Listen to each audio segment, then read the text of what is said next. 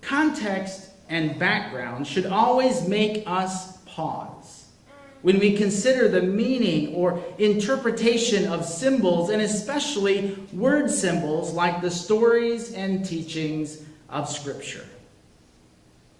So what about the question of slavery and the Bible? Well, first, it's complicated, but not impossible to work through. And no one sermon or lesson could cover every nuance of Scripture related to slavery. On the surface, because there are many scriptures in the Old Testament or Hebrew Bible and in the New Testament, the Bible seems to condone slavery. The word slave appears over 300 times in the Bible. And while we might think that most of those are in the Old Testament, it's actually about 50-50. About half of them in the Old Testament, about half of them in the New Testament. And interestingly enough, most of them, the bulk of them in each testament, are in the first books of each part of the Bible, Genesis and the Gospel of Matthew.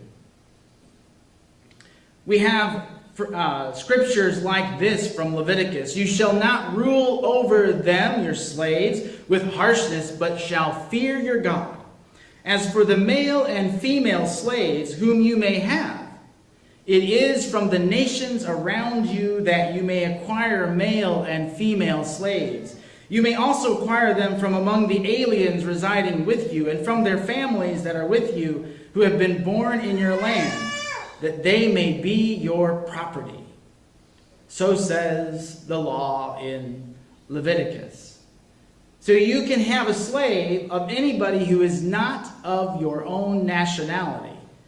Israel, you can enslave anybody else, but not Israelites. You can't enslave the children of Abraham. And then there's this little passage from Paul's letter to the church in Ephesus. Slaves, obey your earthly masters with fear and trembling, in singleness of heart, as you obey Christ, not only while being watched and in order to please them, but as slaves of Christ, doing the will of God from the heart.